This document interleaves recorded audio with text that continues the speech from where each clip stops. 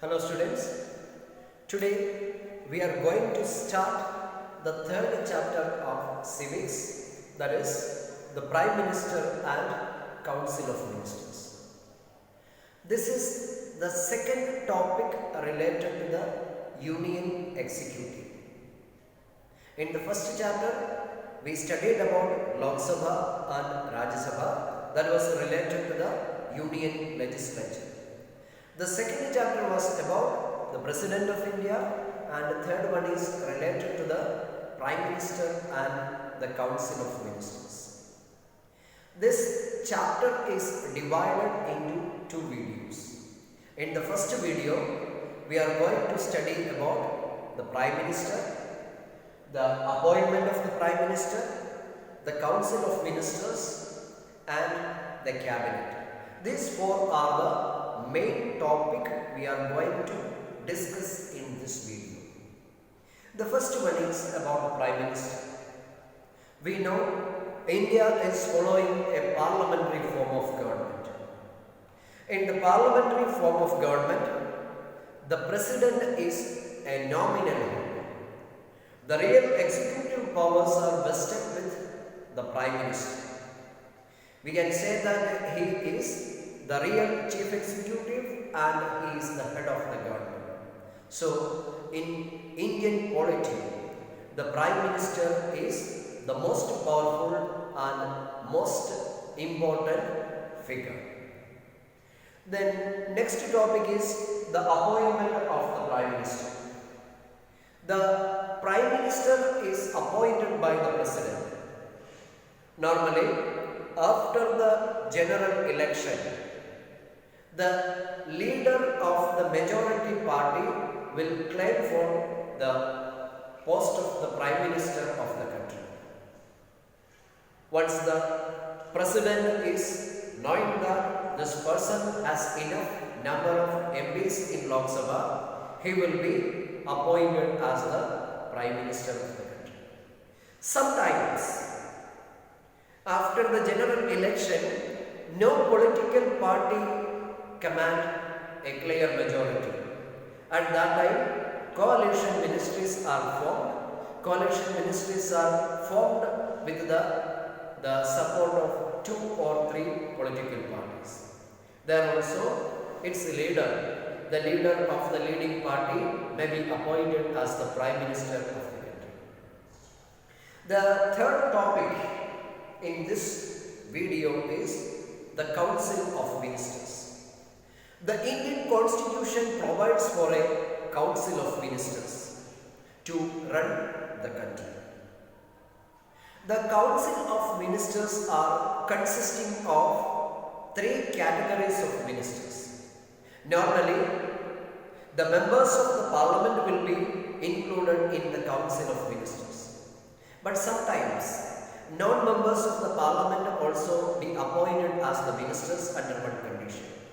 For becoming a minister, a non-member must become a member of either house of the Parliament, either nominated or elected within 6 months from his appointment. The categories of the Council of Ministers. The Council of Ministers are classified into 3. The first category is Cabinet Ministers. The Cabinet Ministers are the first category of ministers. Normally, they are the senior most leaders of the political party who are included in the Council of Ministers. They are experienced people and they are holding important portfolios like finance, defense, external affairs, etc. The second category of ministers are called the ministers of the state. They are sometimes in charge of an independent ministry, or sometimes they are assisting the cabinet ministers. The third category of ministers are called the deputy ministers. Normally, they never get the independent charge of a ministry or a portfolio. They may be the assistants of either cabinet ministers or ministers of the state. Then the fourth topic and the last topic of this video is the cabinet. The cabinet, we can say that the nucleus of the government. It is the core of the government that is consisting of a few senior most leaders of the political party who are included in the Council of Ministers. They are holding the most prestigious portfolios like finance, defense, home, external affairs, etc. They are responsible for framing all the policies of the government. Then this video is consisting of two parts. The introductory part is over. The next part is a PowerPoint presentation that contains all the points given in detail. Let's move to the next part, the PowerPoint presentation. Appointment of the Prime Minister. After the general election, the leader of the majority party in Lok Sabha will be appointed by the President as the Prime Minister of India. This is the convention, this is the tradition we are following in India. Sometimes no political party will get an absolute majority. At that time, coalition ministries will be formed. A coalition ministry will be formed by 2 or 3 political parties who are agreed to work together. When no single political party secures an absolute majority in Lok Sabha, coalition government will be formed. The leader of the coalition will be appointed as the Prime Minister by the President. The appointment of the Prime Minister is done by the President of India. The next topic is Council of Ministers. The Council of Ministers comprises the Prime Minister and a number of other ministers. The duty of the Council of Ministers is to assist the Prime Minister in administration. They are appointed by the President on the advice of the Prime Minister. Soon after the appointment of the Prime Minister, he gives a list of the ministers to the President of India. Once the list is approved by the President, the Council of Ministers will be formed. The Council of Ministers are appointed by the President on the advice of the Prime Minister. Normally, only the members of Parliament are appointed as ministers. Sometimes, the non-member of Parliament can be appointed as a minister. A non-member of Parliament can be appointed as a minister if he becomes a member of either house of the Parliament, either elected or nominated within 6 months from the date of his appointment.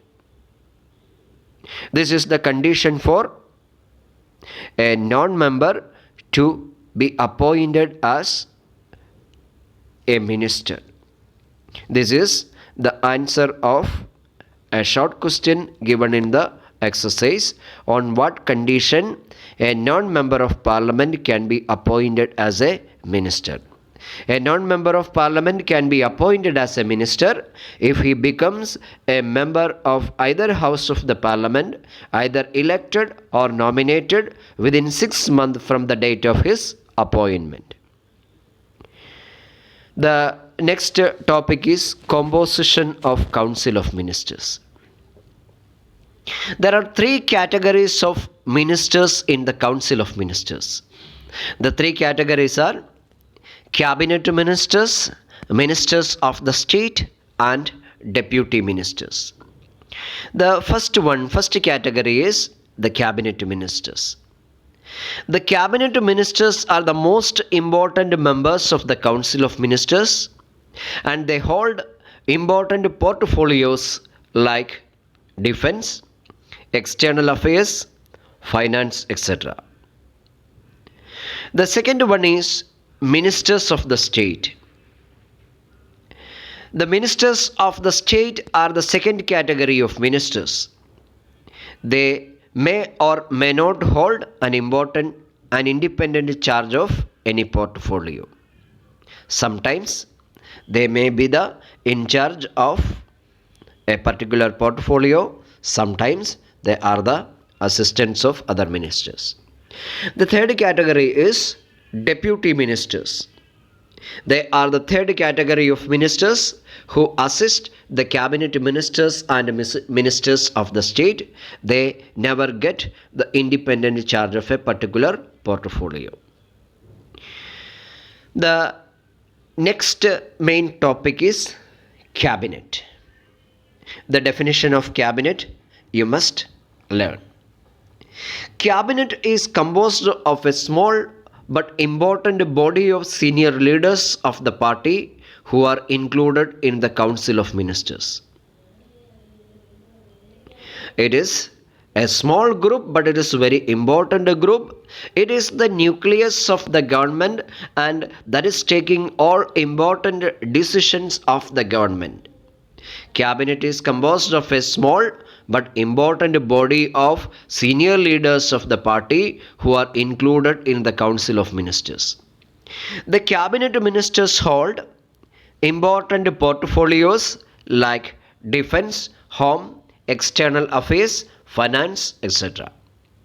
The cabinet formulates the major policies of the government, and the prime minister is the head of the cabinet. This cabinet members are the advisors of the prime minister. Being the trustworthy colleagues of the prime minister, the cabinet ministers are meeting frequently, and in that meetings, the cabinet meetings of the cabinet, they are taking all important decisions. Then the last topic is distinction between council of ministers and the cabinet. There are three important differences between council of ministers and cabinet. The first one, the council of ministers consists of all categories of ministers: cabinet ministers, ministers of the state, and deputy ministers. Whereas the cabinet consists of senior ministers holding important portfolios like defense, finance, home, etc. The second difference, the prime minister may or may not consult the other ministers below the rank of cabinet ministers.